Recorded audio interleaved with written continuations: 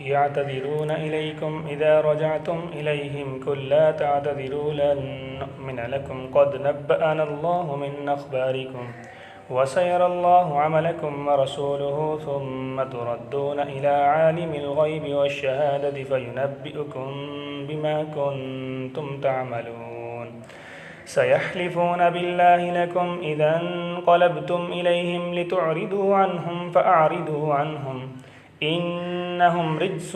ومأواهم جهنم جزاء بما كانوا يكسبون يحلفون لكم لترضوا عنهم فإن ترضوا عنهم فإن الله لا يرضى عن القوم الفاسقين الأعراب أشد كفرا ونفاقا وأجدر أن لا يعلموا حدود ما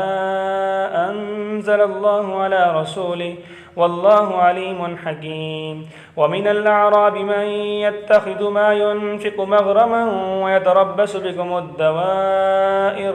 عليهم دائرة السوء والله سميع عليم ومن الأعراب من يؤمن بالله واليوم الآخر ويتخذ ما ينفق قربات عند الله وصلوات الرسول